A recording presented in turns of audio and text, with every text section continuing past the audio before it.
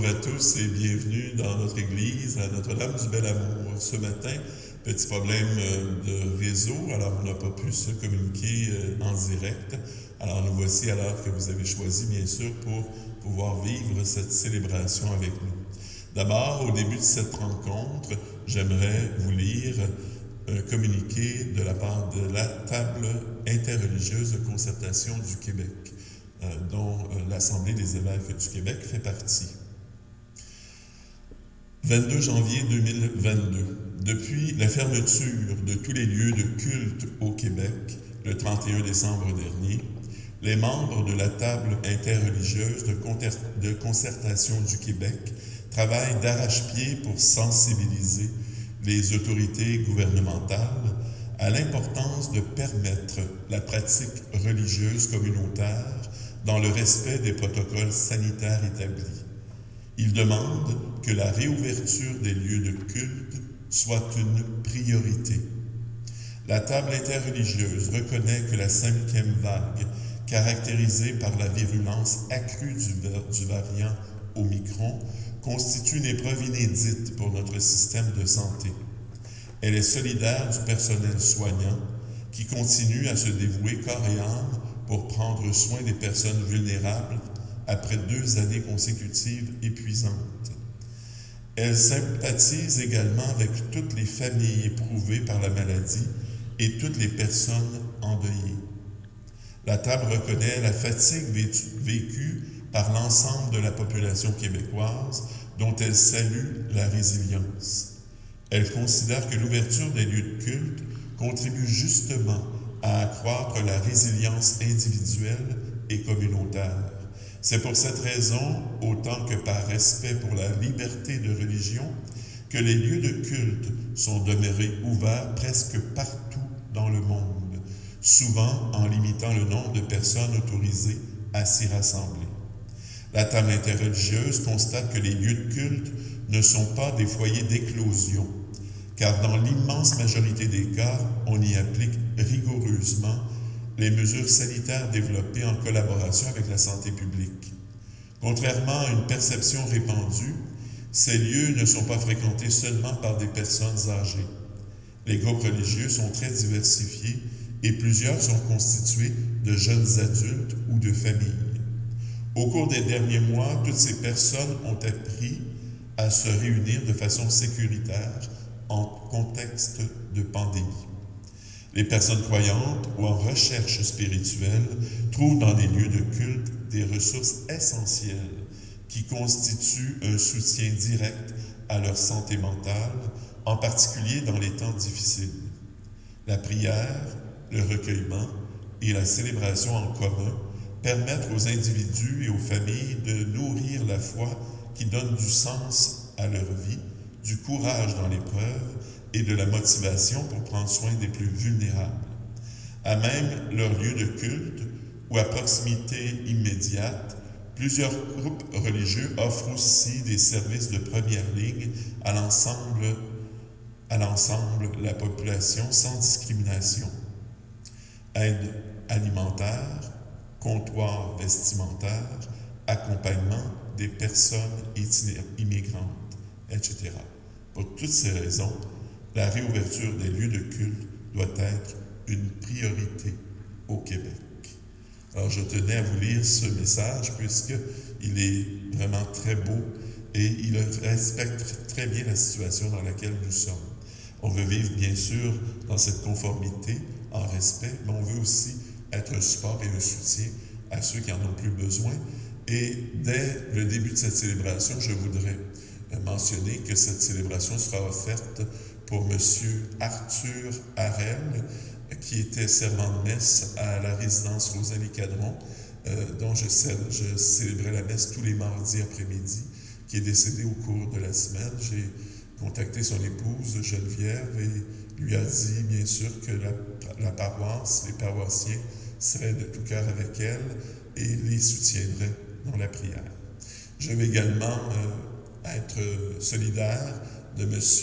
Raymond Brassard, également paroissien ici, dont sa sœur est décédée, Andrea Brassard. J'étais au service funèbre pour soutenir la famille. Alors voici d'autres raisons qui multiplient cette demande d'ouverture de nos célébrations au peuple de Dieu. En ce dimanche où le pape François nous a dit que c'était le dimanche de la bonne nouvelle, traçons sur nous cette joie du salut. Le Père, le Fils et le Saint-Esprit. Que la paix et la joie du Seigneur soient toujours avec vous. À chacune de nos célébrations eucharistiques, le Seigneur nous rassemble pour nous parler et nous inviter à sa table. Dans la foi, ouvrons nos cœurs à sa présence qui nous fait revivre aujourd'hui en nous accordant son pardon.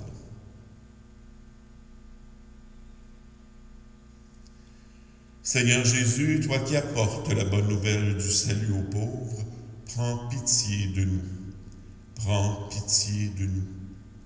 Ô Christ, toi qui annonces aux aveugles qu'ils verront la lumière, prends pitié de nous. Prends pitié de nous. Seigneur, toi qui ne cesses de libérer les opprimés, prends pitié de nous. Prends pitié de nous.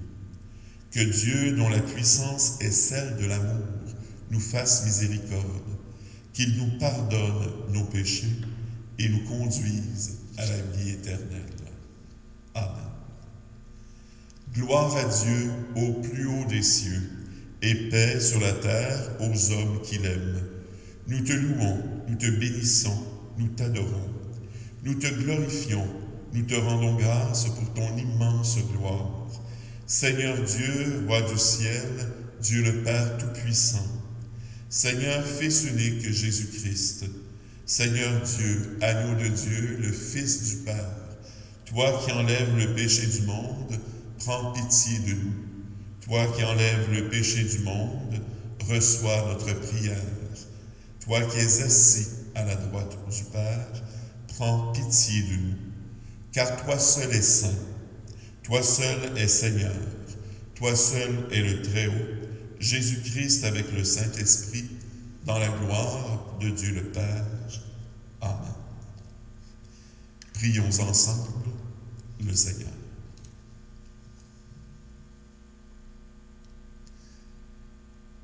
Dieu éternel et tout-puissant, toi qui rassembles ce qui est dispersé et qui gardes ce que tu as rassemblé, jette un regard de paix sur le troupeau conduit par ton Fils. Accorde à ceux qu'un même baptême a consacrés d'être unis dans la plénitude de la foi et de demeurer en communion par le lien de la charité. Par Jésus-Christ, ton Fils, notre Seigneur, qui vit et règne avec toi dans l'unité du Saint-Esprit, Dieu, pour les siècles des siècles. Amen.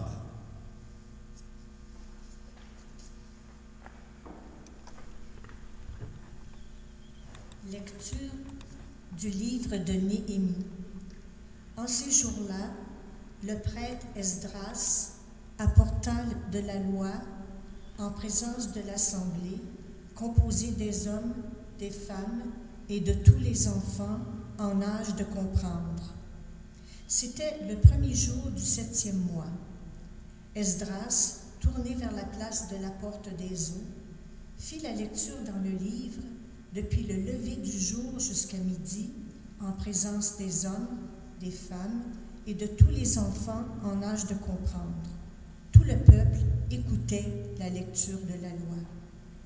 Le scribe Esdras se tenait sur une tribune de bois construite tout exprès. Esdras ouvrit le livre. Tout le peuple le voyait, car il dominait l'assemblée. Quand il ouvrit le livre, tout le monde se mit debout. Alors Esdras bénit le Seigneur, le Dieu très grand, et tout le peuple, levant les mains, répondit « Amen, Amen ». Puis ils s'inclinèrent et se prosternèrent devant le Seigneur, le visage contre terre. Esdras lisa un passage dans le livre de la loi de Dieu, puis les Lévites traduisaient, donnaient le sens et l'on pouvait comprendre. Néhémie, le gouverneur, Esdras, qui était prêtre et scribe, et les Lévites, qui donnaient les explications, dirent à tout le peuple: Ce jour est consacré au Seigneur votre Dieu. Ne prenez pas le deuil, ne pleurez pas, car ils pleuraient tous en attendant les paroles de la loi. Esdras leur dit encore: Allez, mangez des viandes savoureuses, buvez des boissons aromatisées et envoyez une part à celui qui n'a rien de prêt, car ce jour est consacré à notre Dieu. Ne vous affligez pas, la joie du Seigneur est votre rempart. Parole du Seigneur. Nous rendons grâce à Dieu.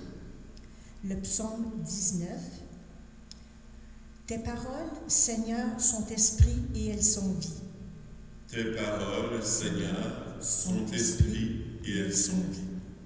La loi du Seigneur est parfaite, qui redonne vie. La charte du Seigneur est sûre, qui rend sages les simples. Tes paroles, Seigneur, sont esprit et elles sont vie. Les préceptes du Seigneur sont droits, ils réjouissent le cœur. Le commandement du Seigneur est limpide, il clarifie le regard. Tes paroles, Seigneur, sont esprit et elles sont vie. La crainte qu'il inspire est pure, elle est là pour toujours. Les décisions du Seigneur sont justes et vraiment équitables. Tes paroles, Seigneur, sont esprit et elles sont vie. Accueille les paroles de ma bouche, le murmure de mon cœur, qu'ils parviennent devant toi, Seigneur, mon rocher, mon défenseur. Tes paroles, Seigneur, sont esprit et elles sont vie. Lecture de la première lettre de saint Paul apôtre aux Corinthiens. Prenons une comparaison. Le corps ne fait qu'un, il a pourtant plusieurs membres. Et tous les membres, malgré leur nombre, ne forment qu'un seul corps. Il en est ainsi pour le Christ. C'est dans un unique esprit, en effet, comme nous tous, juifs ou païens, esclaves ou hommes libres, nous avons été baptisés pour former un seul corps. Tous, nous avons été désaltérés par un unique esprit. Le corps humain se compose non pas d'un seul, mais de plusieurs membres. Or, vous êtes corps du Christ, et chacun pour votre part, vous êtes membre de ce corps. Parole du Seigneur. Nous rendons grâce à Dieu.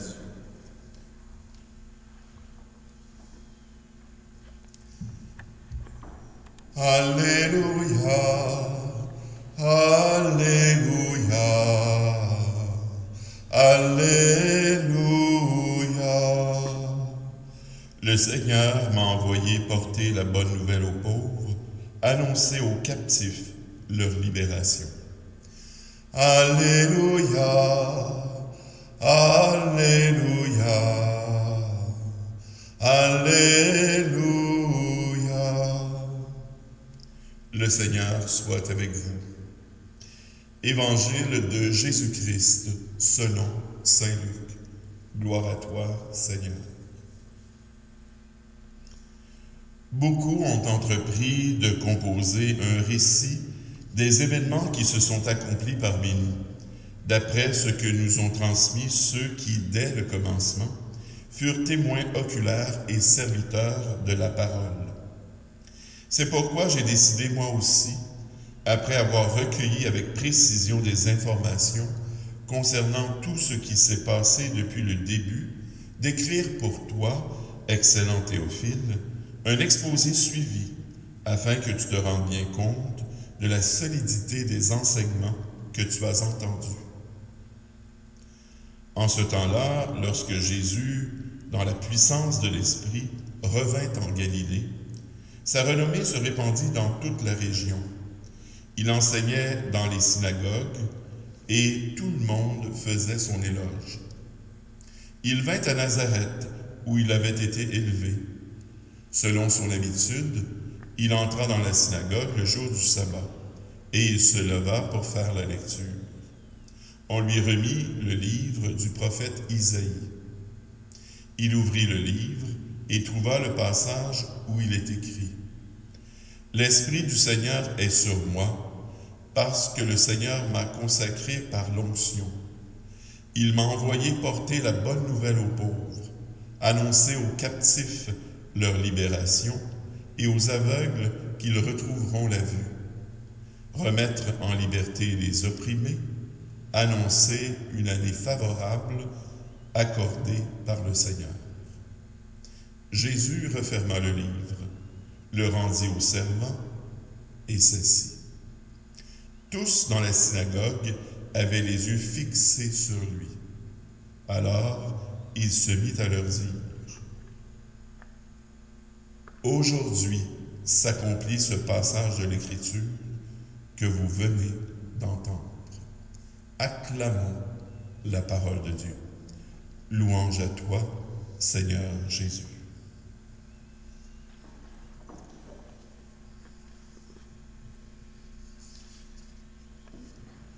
C'est assez particulier que je puisse lire aujourd'hui avec vous et devant vous cette lettre des évêques et de la table interreligieuse et de voir le dimanche de la parole qui nous présente d'abord la lecture du livre de Néhémie, qui est une lecture qui a été écrite au retour du peuple juif de l'exil à Babylone, qui était heureux enfin de se retrouver ensemble autour de la parole. Voyez-vous, il n'y a pas de hasard dans ce qu'on peut exprimer. Je trouve ça extraordinaire que cette réalité où on voit le peuple qui se réjouit d'être ensemble, peut-être ému aussi, pour ça qu'ils, à l'écoute de la loi, sont émus, sont peut-être aussi tristes de revenir et d'avoir manqué tout ce temps.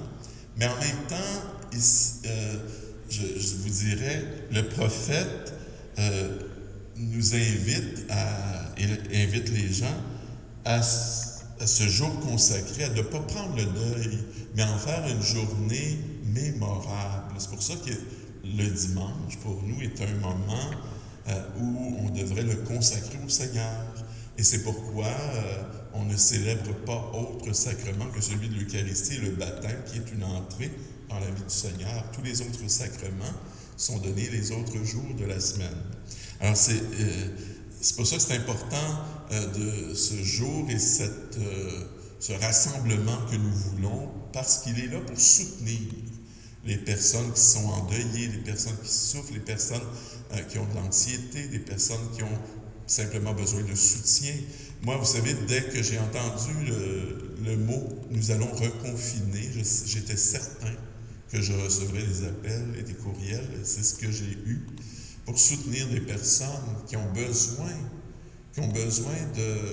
de cette proximité du cœur, de cette espérance, et je vous dirais de cette patience à conserver pour pouvoir passer à travers les simples journées que nous vivons. Vous savez, c'est pas évident d'être dans un milieu comme depuis 2 ans, étouffé par la pandémie. Et vous sentez déjà le niveau d'anxiété, pas d'anxiété, mais je dirais plus que ça, de contestation de la population. Alors, encore plus, on a besoin justement de sécuriser les gens, d'inviter les gens à être encore patients et à doubler d'efforts, d'ardeur. Mais pour cela, il faut pouvoir avoir une oreille attentive, une écoute attentive. Alors aujourd'hui, après ce texte d'Esdras, nous est présenté justement le début de l'apostolat de Jésus, le début de la vie missionnaire. Et avant d'aller dans cette mission, il fait, dans le fond, l'annonce d'un énoncé de mission.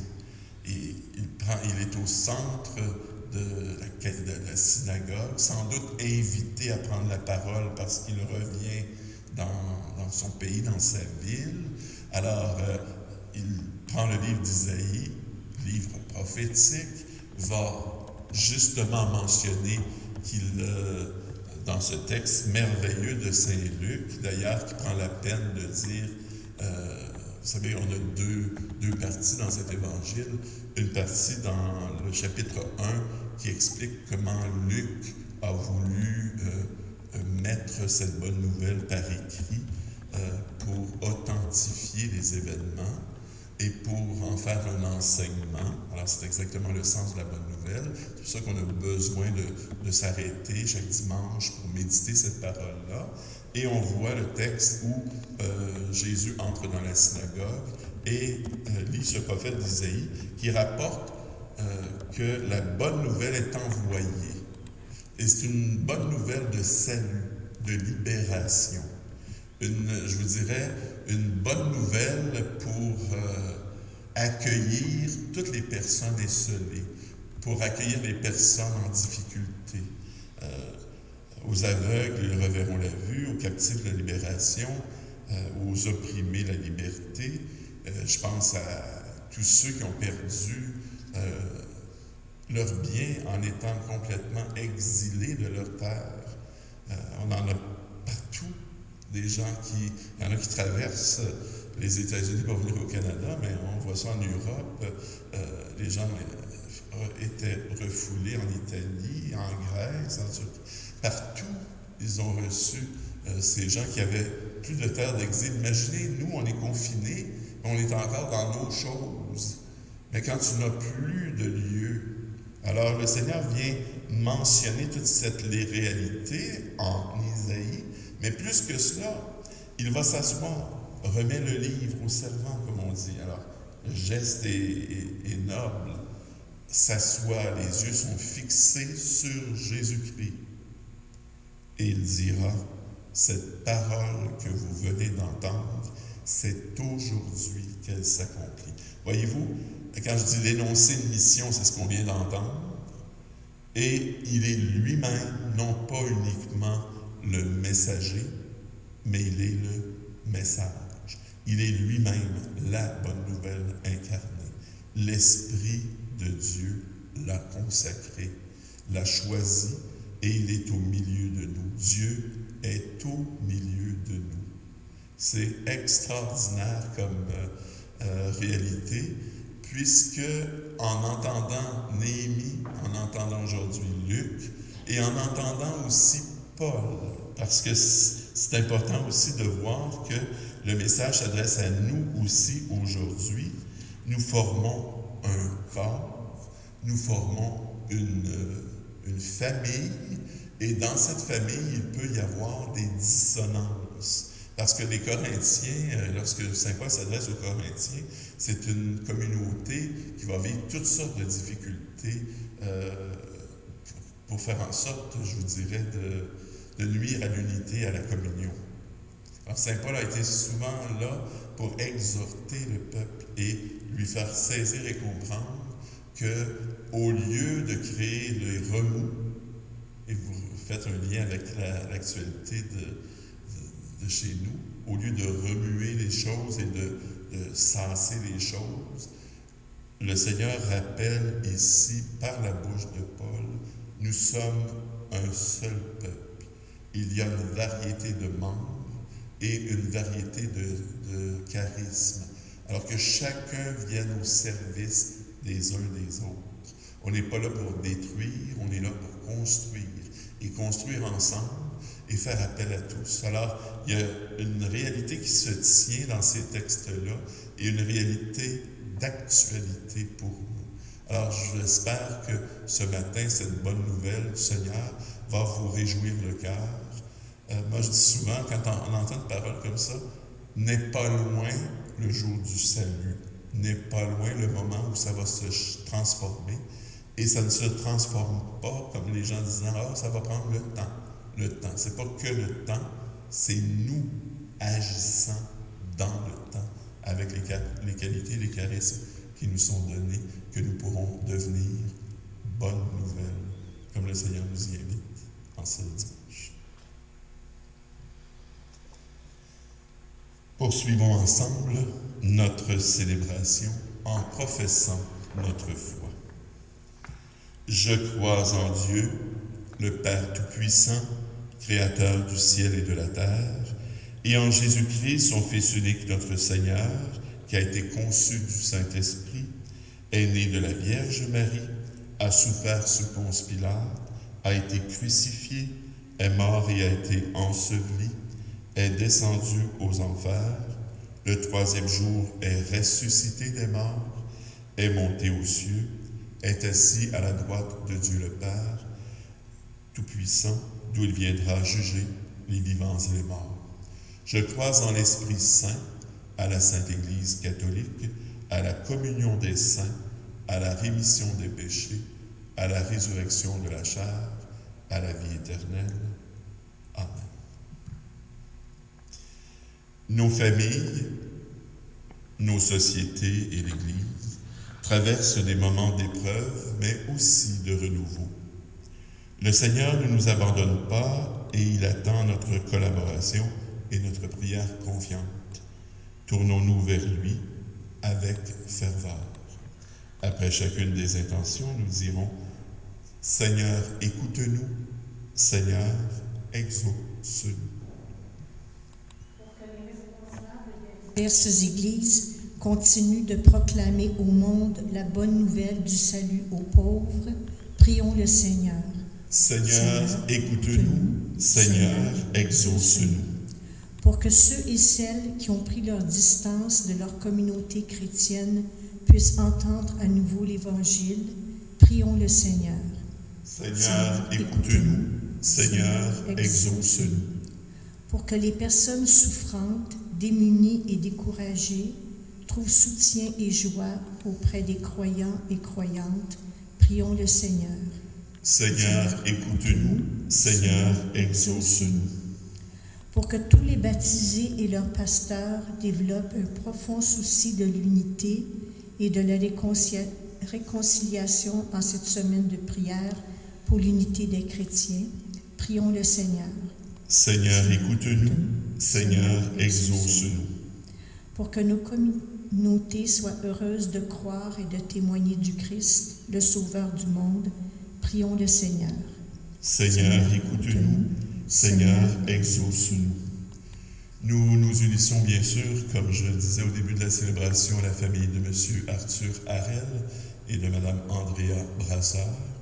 J'unis aussi ma communion aujourd'hui à la famille de Maria Ferrarelli pour, bien sûr, des intentions pour leur défunt Giuseppe Ferrarelli.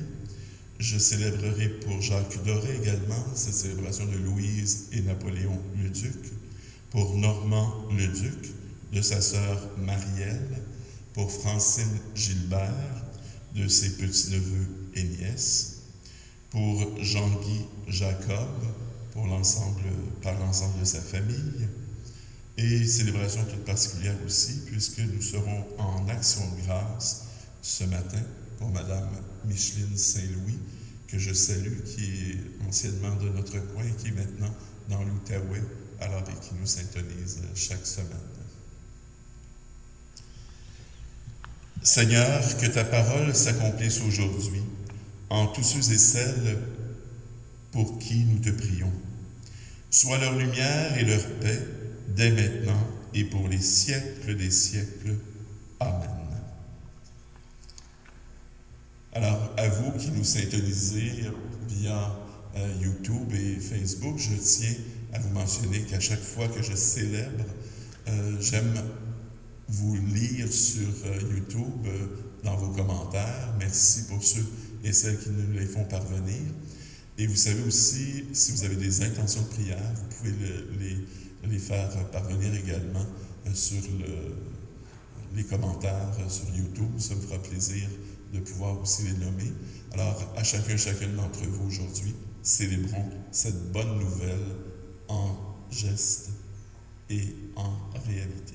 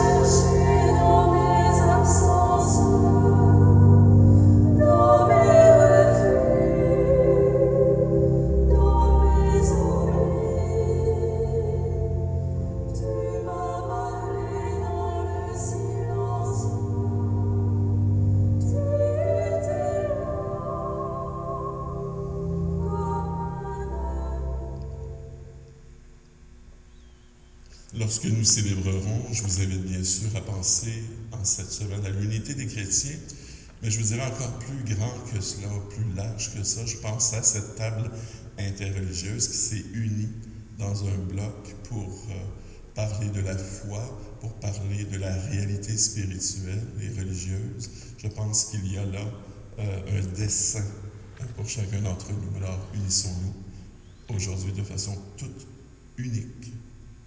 Prions ensemble au moment d'offrir le sacrifice de toute l'Église pour la gloire de Dieu et le salut du monde. Par l'unique sacrifice offert une fois pour toutes, tu t'es donné, Seigneur, le peuple que tu as adopté. En ta bienveillance, accorde-nous la grâce et l'unité et de la paix dans ton Église, par le Christ, notre Seigneur. Amen. Le Seigneur soit avec vous. Élevons notre cœur et rendons grâce au Seigneur notre Dieu. Vraiment, il est juste et bon pour ta gloire et notre salut de t'offrir notre action de grâce toujours et en tout lieu, Seigneur, Père très saint, Dieu éternel et tout-puissant, par le Christ notre Seigneur. Par lui, tu nous conduis à la connaissance de ta vérité, pour que nous devenions son corps, unis dans une seule foi et un seul baptême. Par lui, tu répands ton Esprit Saint sur toutes les nations, l'Esprit qui fait une œuvre merveilleuse par la diversité de ses dons et réalise ainsi l'unité. Il habite le cœur de tes enfants d'adoption.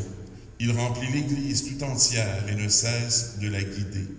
C'est pourquoi, unissons nos voix, celles des anges, nous te louons dans la joie en proclamant « Saint, Saint, Saint, le Seigneur Dieu de l'univers, le ciel et la terre sont remplis de ta gloire. Hosanna au plus haut des cieux. Béni soit celui qui vient au nom du Seigneur. Hosanna au plus haut des cieux. »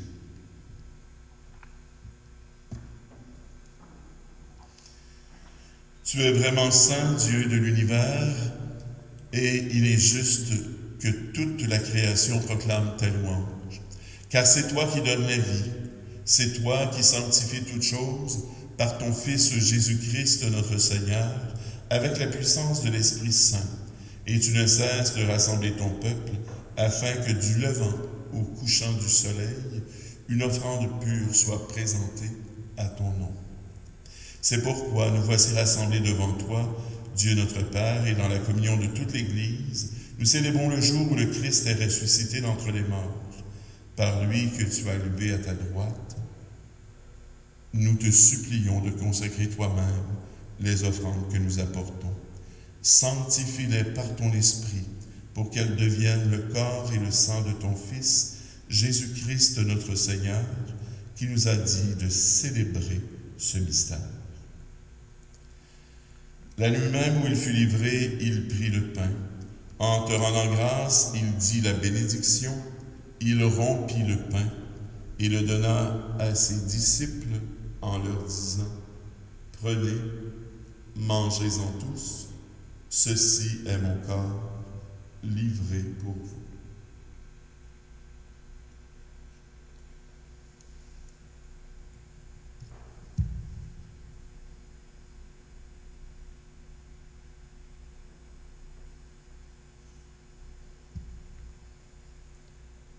De même, à la fin du repas, il prit la coupe. En te rendant grâce, il dit la bénédiction, et il donna sa coupe à ses disciples en disant, « Prenez et buvez-en tous, car ceci est la coupe de mon sang, le sang de l'alliance nouvelle et éternelle, qui sera versé pour vous et pour la multitude en rémission des péchés. Vous ferez cela en mémoire de moi. »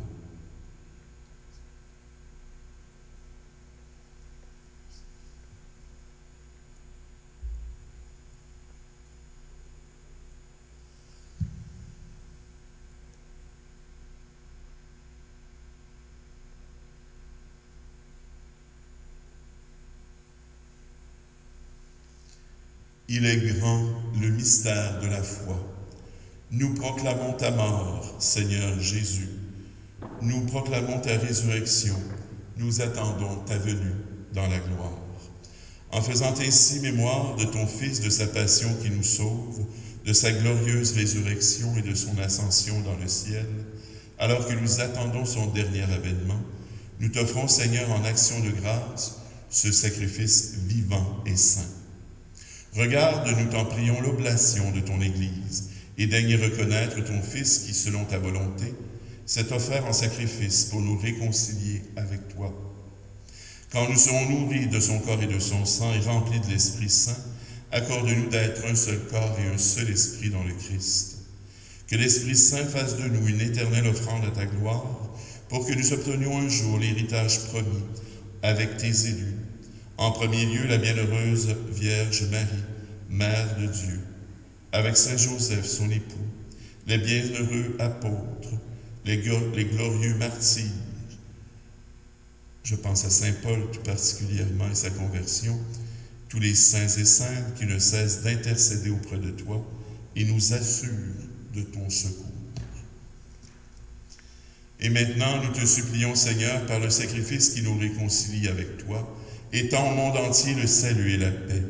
Affermis ton Église en pèlerinage sur la terre, dans la foi et la charité, en union avec ton serviteur, le pape François, notre évêque Christian, l'ensemble des évêques, les prêtres, les diacres et tout le peuple que tu as racheté.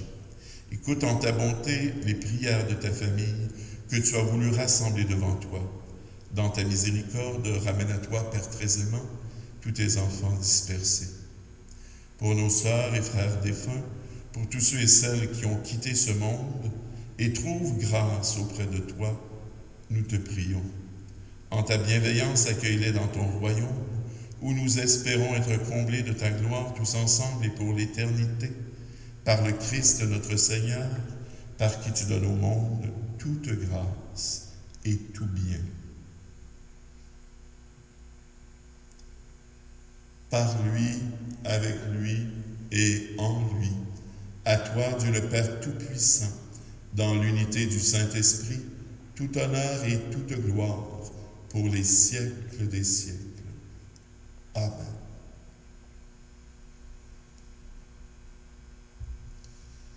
Vous avez bien entendu la première lecture qui nous rappelle ce Amen qui était extraordinaire, que tous les gens avaient hâte de pouvoir revivre. C'est ce Amen que je voudrais qu'il vous inspire aussi dans cette prière que nous adressons maintenant au Seigneur. Notre Père, qui es aux cieux, que ton nom soit sanctifié, que ton règne vienne, que ta volonté soit faite sur la terre comme au ciel. Donne-nous aujourd'hui notre pain de ce jour. Pardonne-nous nos offenses, comme nous pardonnons aussi à ceux qui nous ont offensés. Et ne nous laisse pas entrer en tentation, mais délivre-nous du mal, car c'est à toi qu'appartiennent le règne, la puissance et la gloire pour les siècles des siècles. Seigneur Jésus-Christ, tu as dit à tes apôtres, « Je vous laisse la paix, je vous donne ma paix. » Ne regarde pas nos péchés, mais la foi de ton Église, et pour que ta volonté s'accomplisse, donne-lui toujours cette paix, et conduis-la vers l'unité parfaite, toi qui règnes pour les siècles des siècles. Que la paix du Seigneur soit toujours avec vous. Je vous invite bien sûr à échanger la paix dans vos maisons.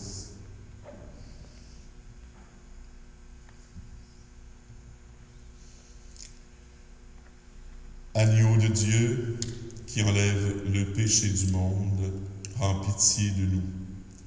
Agneau de Dieu, qui enlève le péché du monde, prends pitié de nous. Agneau de Dieu, qui enlève le péché du monde, donne-nous la paix. Heureux, heureuses les invités au repas du Seigneur. Voici l'agneau de Dieu, celui qui enlève le péché du monde. Seigneur, je ne suis pas digne de te recevoir, mais dis seulement une parole, et je serai guéri. Que le corps et le sang du Christ nous gardent pour la vie éternelle. Amen.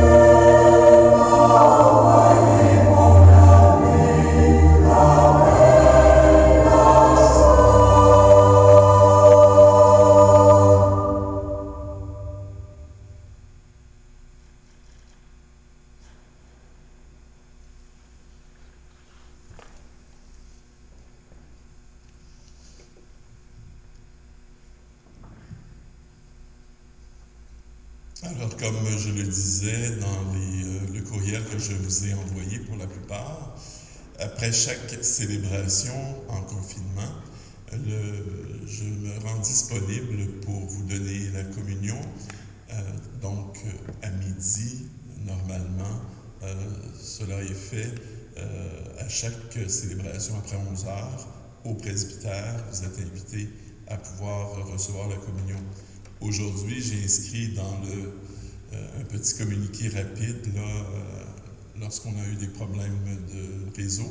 Alors peut-être que vous ne syntoniserez pas cette messe au moment où je fais cette annonce, mais sachez que toutes les célébrations à midi, je suis présent après pour vous accueillir, vous donner la communion et vous donner également la bénédiction. Le Seigneur soit avec vous. Cette communion à tes mystères, Seigneur, préfigure l'union des fidèles en toi. Fais qu'elle produise un fruit d'unité dans ton Église par le Christ notre Seigneur.